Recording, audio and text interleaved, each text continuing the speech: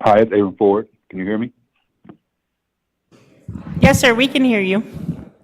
Great. Thanks so much.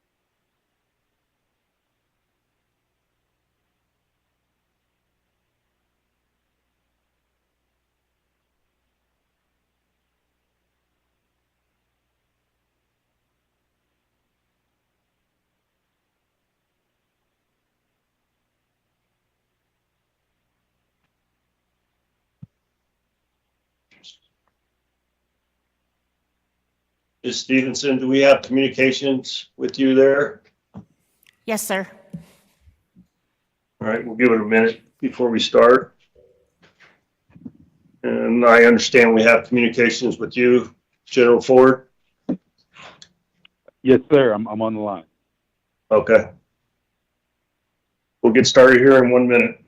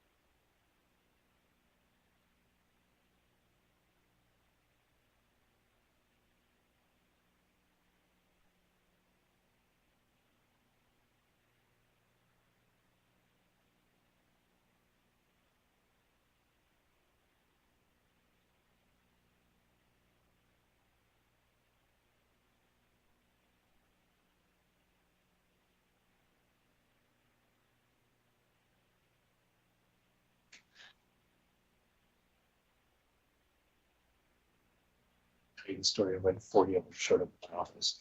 Oh, really? I've seen some. Why'd they come to your office?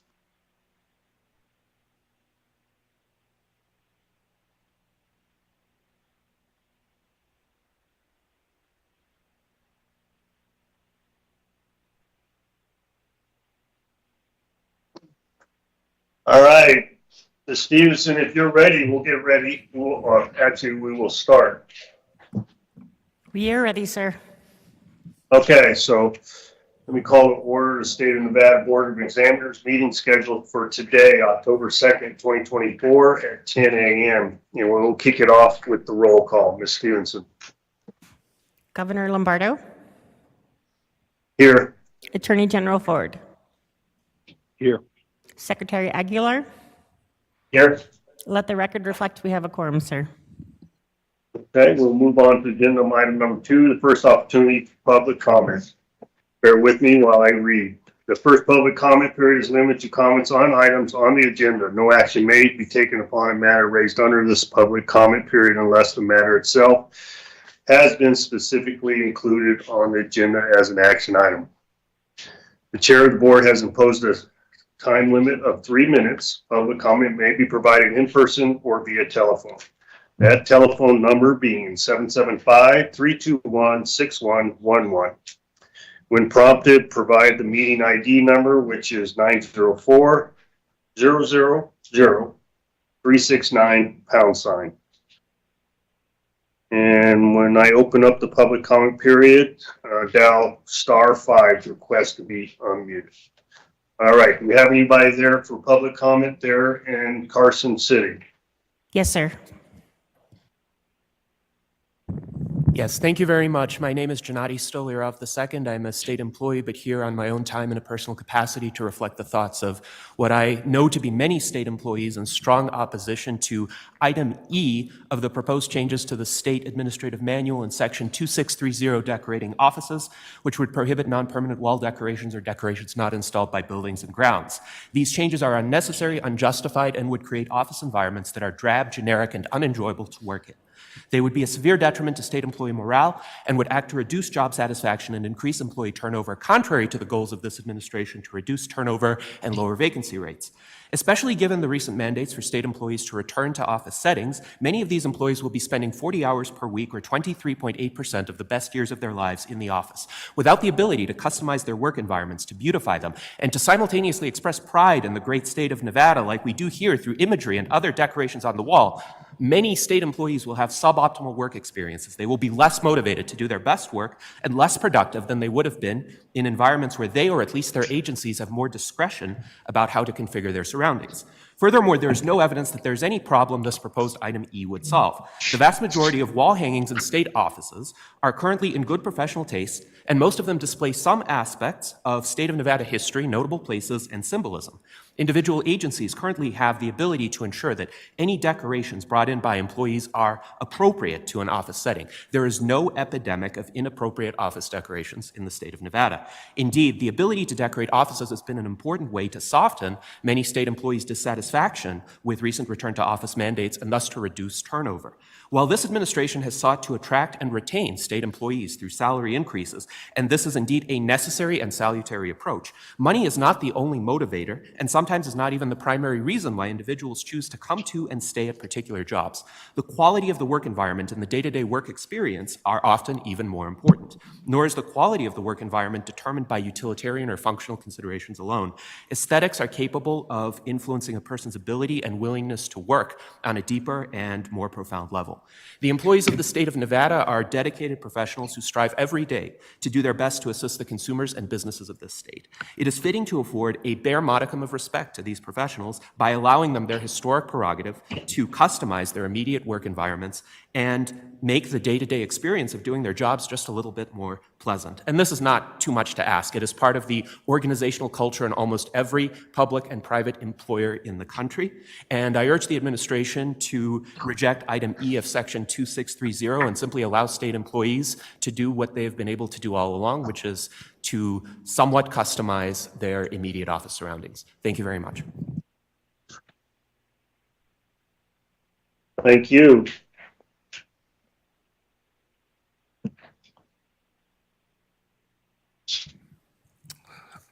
Good morning. My name is Good John. morning. My name is John DeCoco. I'm a state employee, and I have taken annual leave today so I could be here to provide public comments regarding some of the proposed changes to the State Administrative Manual. Section 1028 of Energy Conservation, located on page 76 of the proposed changes, removes the requirements for temperature ranges in state-owned and leased buildings and replaces them with, quote, optimum energy efficiency and comfort. There are several reasons why I don't believe this change is in the best interest of the state. Who is going to define what, quote, comfort is? It is almost a certainty that comfort will be defined very differently between everyone involved. Many, if not all, of state-leased property leases include the temperature range language in the BOE-approved lease documents. This helps prevent building owners from subjecting state employees to extreme temperature ranges. It also provides remedies for the state if they are not able to maintain these temperatures. If this change is approved, the state leasing documents that include these temperature ranges would no longer align with state policy. Second, Section 2630, again talking about decorating offices, located on page 147 of the proposed leases. Letter D, of the proposed changes. Letter D of this section will prohibit, quote, live plants in any state-owned or leased building. We all know plants use carbon dioxide and produce oxygen, so they actually benefit the environment, including the work environment. There are multiple studies that show plants can help reduce stress, create a calming and pleasing environment, and therefore increase productivity. Letter E of this section will prohibit hanging items on walls only if it is permanent and property of the state or department, and the work must be done by Buildings and Grounds. Based on the way this policy change is written, if employees have personally owned artwork, pictures of family and friends, a map of Nevada, or even a calendar, it will have to be removed. State employees spend 8 hours per day in an office environment. Many of us work more than 8 hours, depending on the time of year, budget session, or legislative session. Some of us spend more time at work than with our families and friends. Many employees have some form of family pictures or artwork made by our children and grandchildren. These items help remind us of why we do what we do for each other and for the state of Nevada. The proposed changes to 2630 appear to sterilize and depersonalize the workplace. The state workers that I have discussed these changes with believe, as I do, that this would likely have a negative impact on employee morale. I know this public comment has basically been describing the problems with the proposed changes, and I did provide possible alternatives in the feedback form on the GFO website. There just isn't enough time to describe those alternatives in 3 minutes of public comment. I'm asking the Board of Examiners to consider staff concerns regarding the proposed changes to the State Administrative Manual and potentially postpone decisions to a future meeting until these policies can be revised and/or amended to accurately reflect needs of the state in conjunction with supporting an environment state employees deserve to work in. Thank you. Sir, before you step away, can you hear me? Yes, sir. What was the first item number? Was it 1028? Yes, sir. It was section 1028, energy conservation, and it was talking about the building temperatures. Currently if you'd like me to go into deeper detail, I can. No, I have it. I didn't have the item number. That's all. Section number. Thank you. Thank you.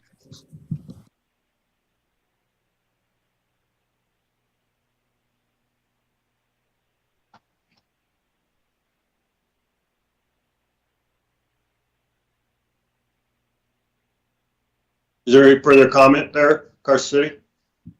I am not seeing any, sir.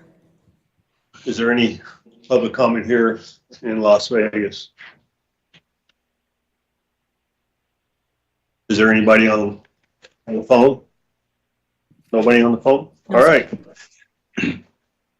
Hearing nothing further, we will close the first opportunity for public comment and move to agenda item number 3, approval of August 13, 2024 and the September 11, 2024 meeting minutes for possible actions. Are there any questions or concerns? No questions. Motion to approve. All right, we have a motion for approval. All those in favor signify by saying aye. Aye. Aye. Motion passes. We will move on to agenda item number 4, state vehicle purchases for possible action. Ms. Stevenson. Thank you, sir. There are 6 requests under agenda item number 4. Would you like to take these separate or together? Together, please. Thank you, sir. The first request is from the Department of Wildlife Conservation Education Division, who is requesting to approve a purchase of 2 replacement vehicles for a total amount not to exceed $93,101. The second request is also from the Department of Wildlife Law Enforcement Division, who is requesting approval to purchase 2 replacement vehicles for a total amount not to exceed $96,101. The third request is from the Department of Wildlife Game Management Division, requesting to purchase 2 replacement vehicles for a total not to exceed $94,403. The fourth request is from the Department of Wildlife Fisheries Management Division, who requests approval to purchase 1 replacement vehicle for a total amount not to exceed $55,748. The fifth request is also from the Department of Wildlife Diversity Division, who requests approval to purchase 1 replacement vehicle for a total amount not to exceed $45,172. The sixth and final request is from the Department of Wildlife Habitat Division, who requests approval to purchase 3 replacement vehicles for a total amount not to exceed $141,604. Are there any questions on any of these items? Do we have any questions? No questions. General Ford, any questions on this item? No questions. I move approval. All right, we have a motion for approval. All those in favor signify by saying aye. Aye. Aye. Motion passes. Close item number 4. Move to agenda item number 5, authorization for an emergency contract with a current and or former state employee for possible action. Ms. Stevenson. Thank you, sir. This request is from the Department of Transportation pursuant to NRS 333.705, subsection 4. The department seeks a favorable recommendation regarding its determination to use the emergency provision to contract with former employee Kenneth Siri to manage highway maintenance through Manpower. Are there any questions on this item? Questions? Motion to approve? Hold on, I have a question before I entertain a motion. Do we have a particular issue? Is there somebody from the Department of Transportation available?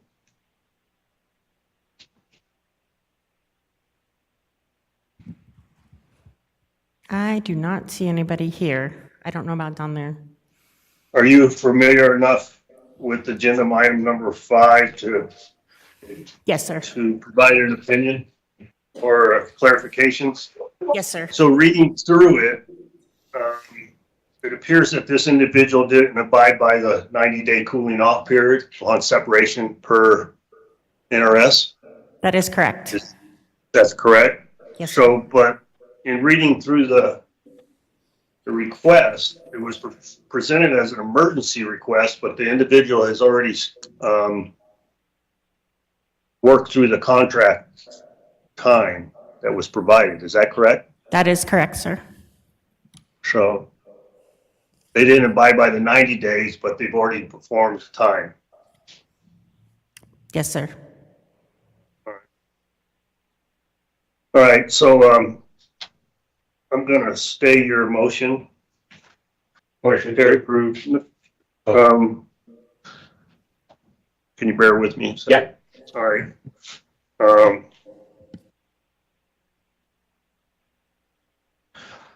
I'm gonna make a motion on this particular item. I'm gonna make an unfavorable motion on the recommendation, being as it was in violation of the statute of the 90-day cooling off period. But my understanding, it would be nothing more than an admonishment, correct? Is that correct, Ms. Stevenson, if it's Yes. unfavorable? Yes, sir. Okay. So hopefully the unfavorable recommendation would prevent further similar type action in the future. So I'll make a motion for an unfavorable recommendation. Mr. Governor, I just want to be certain that we get our procedures correctly. I think I have counsel there. I think since you have a motion pending, we may have to either have him withdraw that so that you can create a new one or vote on it. Let me defer to Craig, I don't think I did a formal acceptance of the motion. First of all, your board counsel for this meeting, Greg Ott, is sitting in Carson's. Let me draw my motion. And Secretary did make a motion right before you made a motion that's been withdrawn, so that issue for the Attorney General has been resolved. Yes, sir. Mr. Ott, is that correct? Correct, sir. I didn't hear that the chair accepted the motion, so I don't think it's pending. So I think you're free to make your own motion, and then with a second, you can proceed to a vote. Okay, so there is a motion on the table for an unfavorable recommendation, reference agenda item number 5. So if there are no further questions. I do have a question. With an unfavorable, we are not approving the contract? The contract's already been served. Okay, so, okay. So there's nothing more to prevent further similar type action in the future. Second? We don't need a second. So all those in favor of the unfavorable recommendation signify by saying aye. Aye. Aye. Aye. Right, motion passes. Thank you. We will move on to agenda item number 6, authorization to contract with a current and/or former state employee for possible action. Ms. Stevenson. Thank you, sir. There are 3 requests under this agenda item. Would you like to hear them together or separately, sir? Is there any concern from any board members to hear them together? Nope. No, Let's sir. hear them together. Okay, go ahead and provide the presentation together. Thank you, sir. The first request is from the Department of Business and Industry, Office of the Labor Commissioner. Pursuant to NRS 333.705, subsection 1, the department requests authority to contract with former employee Lupita Martinez to do apprenticeship compliance work with Manpower. The second request is from the Department of Conservation and Natural Resources, Division of Water Resources. Pursuant to NRS 333.705, subsection 1, the department requests authority to contract with former employee John Benedict to complete review of the final hydrologic model through Marathon. And the final request is from the Department of Health and Human Services, Division of Public and Behavioral Health.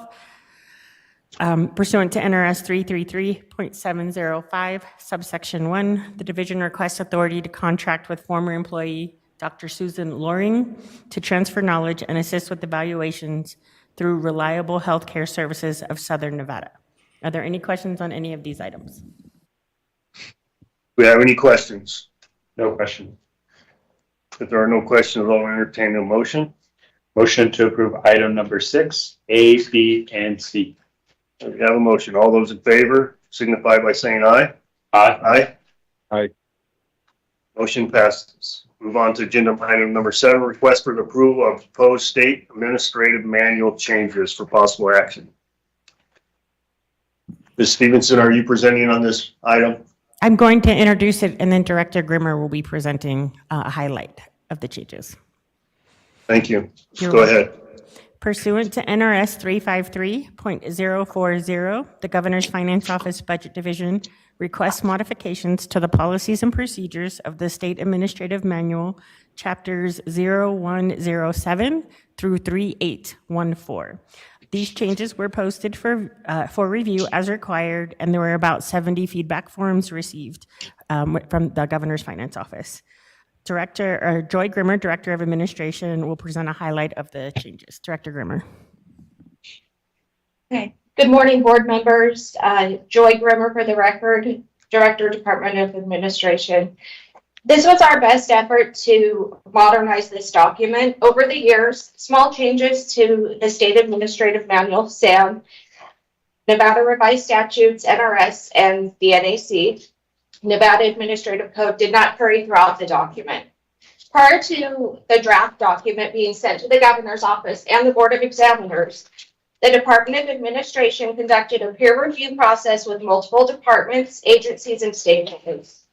I will now go over a few of the significant changes in the document. In section 210, travel status removes 100% of continental United States rate and allows the department head to determine and approve an appropriate rate for reimbursement when there's a host hotel for a conference or a special event has raised the GSA rate significantly. Section 218 allows for gratuity for commercial transportation up to 20% and allows scanned copies of original receipts for reimbursement. Section 305 consolidates various limits for competition on procurement of supplies, materials, equipment, and services. Section 500 outlines current policies and procedures for various state insurance programs managed by the Risk Management Division. Section 1323 is a new section dealing with adding telematics in state-owned vehicles. And then Section 2630, I would like to make a modification to how it reads. You sure you want to do that? Yes, please. So to address the board, the limiting of plants and decor was an effort to protect the assets that the state has recently purchased. This biennium, we've made a large investment into building acquisitions, furniture replacement, and renovations of existing offices to provide a more productive, pleasant work environment for staff. These changes to sound are an effort to limit holes in walls being left when employees move to other positions and damage caused by installing and removing items adhered to walls. Through several of the existing building tours we did, we observed damage to furniture and carpet and the presence of gnats due to overwatering of plants. Our hope is these changes will lead to well-maintained offices for current and future employees. So for section 2630, subsection D, I would like to add the following. No life plants are permitted in any state-owned or leased building acquired during the current 2023 through 2025 biennium and going forward. I would like to amend subsection E to state hanging of items on building walls is permitted only if the wall display will be permanent to the state or department and the work is completed by Buildings and Grounds. This applies to any state-owned or leased building acquired during the current 2023 through 2025 biennium and going forward. And then lastly, section 2652 allows for the purchase of appliances for the break room after consultation with Buildings and Grounds. It prohibits toasters, ovens, and mini refrigerators in state-owned and leased buildings when appliances have been provided by Buildings and Grounds. And with that, I'll be happy to take any questions. Do we have any questions of any board members of Ms. Grimmer? Aaron Ford, yes. A question and maybe a couple of comments, and specifically around 2630. I kind of anticipated that these were the reasons for the changes, but frankly, I think it's probably a bit too onerous of a response to what I suspect is not too large of a problem. I'm certain you had certain issues where gnats were there and maybe some problems with holes in walls, but it seems to me that there's probably a less restrictive way of approaching this than to disallow folks who, as you've heard in public comment, who will be in these offices for several hours a week to make it feel a little more homely. That said, I wonder what alternative we have as a board. Although I'm thinking out loud here, she just amended that. I guess we could amend it as well, right? We could, if we were so inclined, we could strike the entirety of section 2630. I guess that's a question for the board council.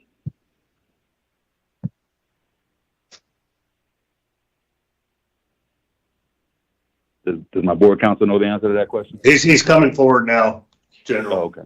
Deputy Attorney General Greg Ott. So there is a requirement in state law under 232.004 to post proposed modifications to the state administrative manual 30 days in advance. That's been done.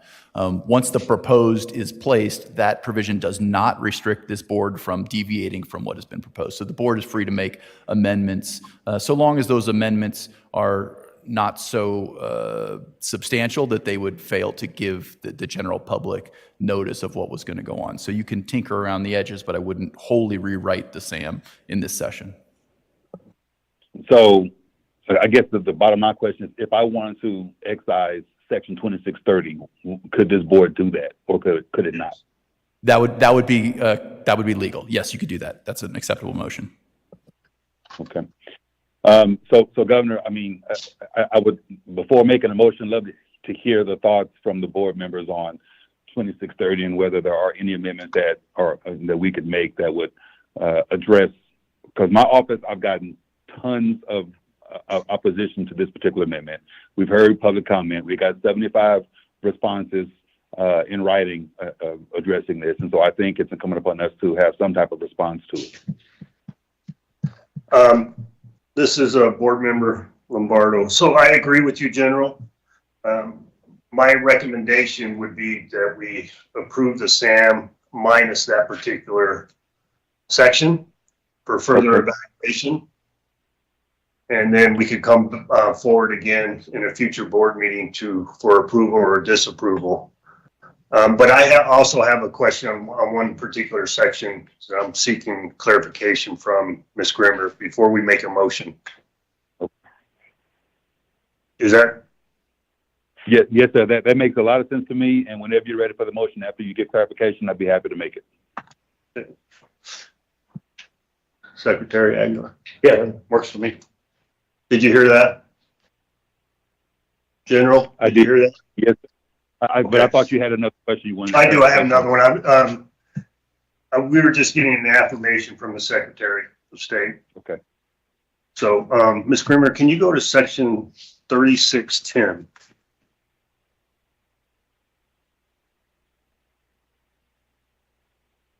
I was reading through the different public comments that we asked employees to provide. This one was actually separate from 2630, obviously, but it has to do with first official policy. And reading the description of the concern, apparently there is a conflict in the language as to current policy. Here, I can provide you the document if you want to look at it. Okay. And then, and maybe we need some clarification on that before we approve 3610 also.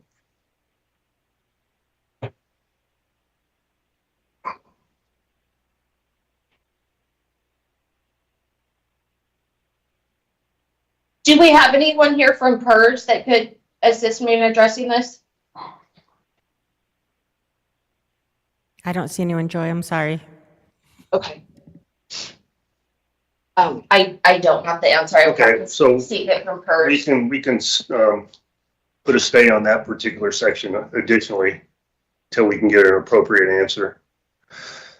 So, General Ford, I don't know if you want to make a stab at the motion. The motion would be approval of the SAM minus 2630 and 3610.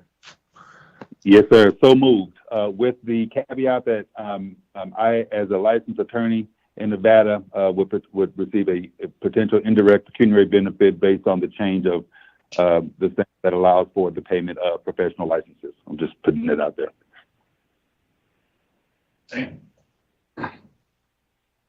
I was confused on that. Our buy license fees. I'm making the motion. I'm just saying that I'm also disclosing that as a licensed attorney, I would have an indirect pecuniary benefit by one of the changes in the SAM, which allows for the paying of professional licenses. Specifically section 2629.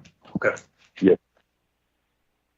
All right, we have a motion. All those in favor signify by saying aye. Aye. Aye. Is that sufficient? Yes, sir. I see him shaking his head in the affirmative.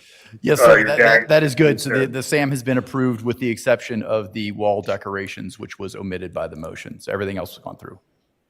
No. Oh, I'm sorry. And the PERS section. Yes, sir. Yes, it was identified in section 3610. So, okay. All right, I'm glad we got through that.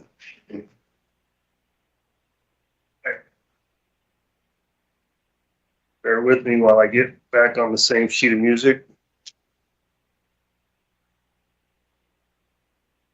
All right, we'll move to agenda item number 8, request for a recommendation of approval to the interim finance committee for allocation amount from the contingency account for possible action. Ms. Stevenson. Thank you, sir. There are 2 requests under this agenda item. Would you like to hear them separately or together? Together, please. Perfect. The first request is from the Office of Military, Division of Emergency Management.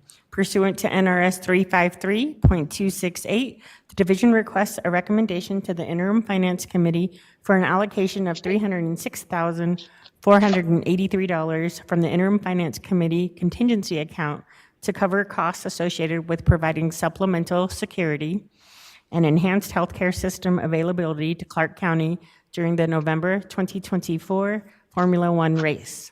The second request is from the Department of Veteran Services.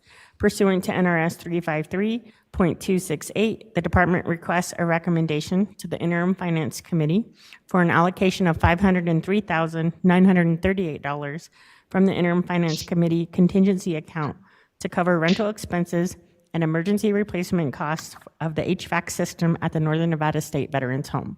Are there any questions on any of these items? Do we have any questions? No questions. There are None no here. questions. So we have a motion for approval. Can you further identify, General? Yes, Item sir. A and B. Yes, sir. Items A and B. 8A and B. There we go. So we have a motion. All those in favor signify by saying aye. Aye. Aye. Aye. Motion passes. We'll move on to agenda item number 9, request for approval to pay a stale claim from the stale claims account pursuant to NRS 353.097 for possible action. Ms. Stevenson. Thank you, sir. This request is from the Department of Corrections pursuant to NRS 353.097, subsection 4.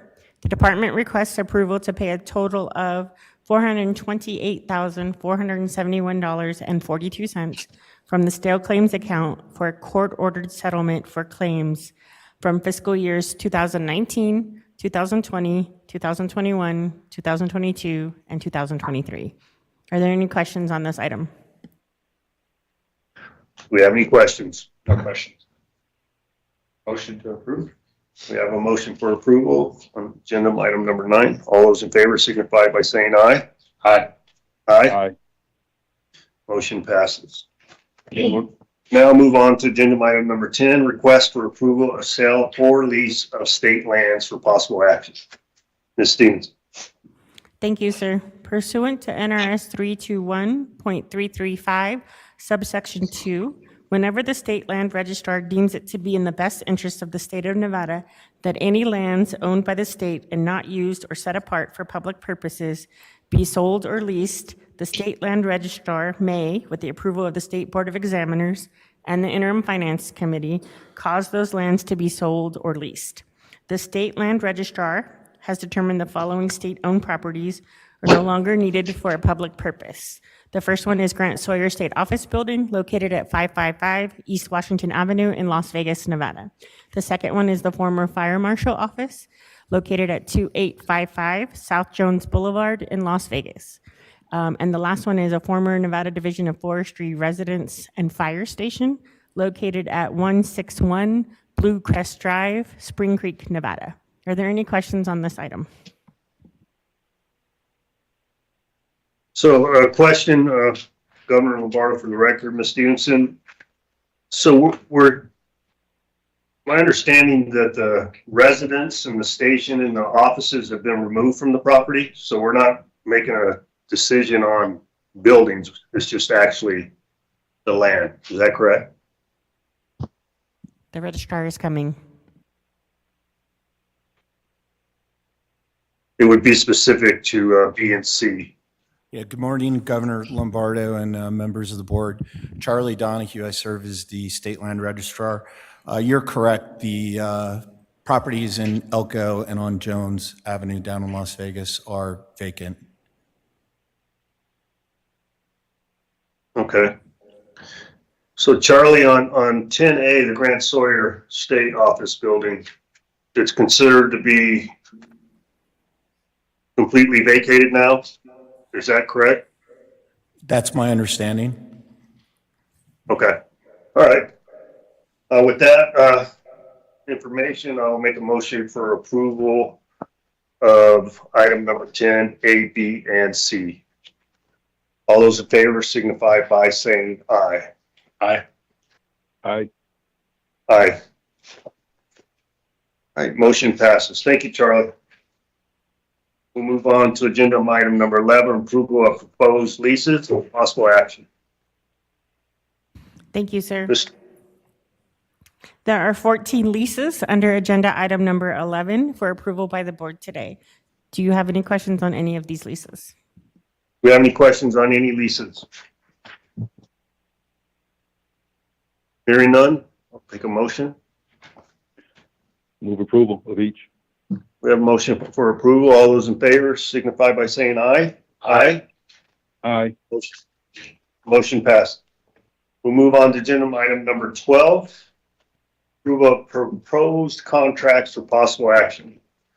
Ms. Stevenson. Thank you, sir. There are 67 contracts under agenda item number 12 for approval by the board today.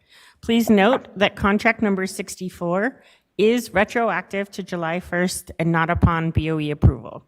Are there any questions on any of these contracts? No questions. Motion to approve with the amendment to contract number 64. To apply retroactively. All right, we have a motion for approval. All those in favor signify by saying aye. Aye. Aye. Motion passes. We will move on to item number 13, approval of proposed master service agreements for possible action. Ms. Stevenson. Thank you, sir. There are 21 master service agreements under agenda item 13 for approval by the board today. Are there any questions on any of these master service agreements? Do we have any questions from any board member? No questions. I'll entertain a motion for approval. Motion to approve. We have a motion. All those in favor signify by saying aye. Aye. Aye. Aye. Motion is approved. We'll move on to agenda item number 14, information item, clerk of the board of contracts. Ms. Stevenson. Thank you, sir. There are 119 contracts over $10,000 and under the $100,000 threshold that were approved by the clerk of the board between July 17th, 2024 through September 4th, 2024. This item is informational, but if you have any questions, I'm happy to answer any questions you may have on these items. Are there any questions from any board members? No question. General Florida. Sorry, no question. Hearing no questions, we move on to agenda item number 15, information item reports. Ms. Stevenson. Thank you, sir. There are 3 reports under agenda item number 15. Would you like me to take them separately? Yes, please. Okay. The first report is from the Governor's Finance Office Budget Division. Pursuant to NRS Chapter 353, the Governor's Finance Office Budget Division presents a reconciled fund balance report for the tort claim fund, statutory contingency account, stale claims account, emergency account, disaster relief account, and the IFC contingency fund as of September 11th, 2024 for fiscal year 2024. Below is the available balance for each account prior to any projected outstanding claims. Tort claim fund is $2,638.79. Statutory contingency account is $2,563,338.57. Stale claims account, $3,347,420.10. Emergency account is $500,000. Disaster relief account is $12,512,757.35. IFC contingency unrestricted general fund is $13,174,826.04. The IFC contingency unrestricted highway fund is $1,184,685.35. IFC Contingency Restricted General Fund is $126,864,017. IFC Contingency Restricted Highway Fund is $19,142,217. And the Extradition Coordinator Budget Account is $59,916.08. Are there any questions on this report? Yes, Ms. Stevenson, for the record, Governor Lombardo, on the disaster relief account, knowing what you know out of the GFO reference to Davis fire, are we well positioned with the amount available in that account? Yes, sir. No elaboration, just yes? Just yes, we're in well positioned. I can't Okay, say we so- have an abundance because we don't, but we're well positioned. Okay. All right. Well, thank you for that vote of confidence. We'll move on to the next report.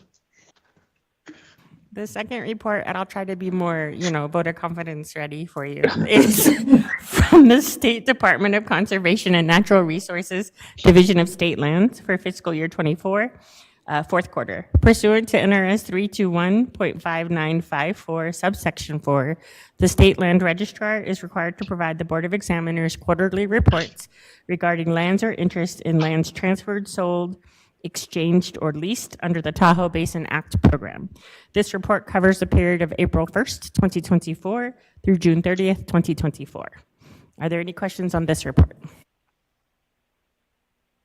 No question. No questions. We'll move on to, thank you, General. We'll move on to the next report. The third report is the statewide quarterly overtime report, fiscal year 24, fourth quarter. Pursuant to NRS 284.180, the Department of Administration, Division of Human Resource Management must prepare and submit quarterly to the Budget Division of the Office of Finance a report regarding all overtime worked by employees of the Executive Department during the quarter. The Budget Division shall transmit quarterly to the Board of Examiners their report and the analysis of the Budget Division regarding the report. This report covers the period of April 1st, 2024 through June 30th, 2024. Is there any questions on this report? Yes, for the record, Governor Lombardo. Ms. Stevenson, in reviewing all these charts going through the quarters, do you have any opinion on whether the filling of the vacancies had a direct effect on the overtime costs? Thank you, sir. My opinion, honestly, it is hard to tell because the overtime cost is actually more expensive with the COLA. So the actual hours that we track by, so I think we need to track it a different way, like by, excuse me, I said that wrong. We need to track it by hours and not by the actual cost so that we can correlate if the vacancies are truly helping the overtime. Because currently we track it by dollar amount. Well, no, if you look through the documents, it does track it by dollar and hours. And it looks like it's each one of those different departments is trending in the right direction. So the only one that isn't is NDOT. And I think that's directly related to the number of vacancies. So, okay. Are there any questions or concerns or comments from any board members on this overtime report? None here. All right, hearing none, we will close agenda item number 15 and move to item 16, the second opportunity of comment. Do you have any public comment there in Carson City? No, sir. Do you have any here in Las Vegas? All you people showed up with no public comment. You can save overtime. Do we have anybody online? No, sir. Yeah, we could save overtime, right? Yeah. All right. Hearing none and seeing none, we will close the second opportunity for public comment and move for adjournment. So move. All those in favor signify by saying aye. Aye. Aye. Aye. General Porter, are you still there? Yes, sir. Aye. Hey, can you give me a call? Yeah, I'll call you from the car on the way to the office. Okay. Thank you. Thank you. All right. Bye-bye.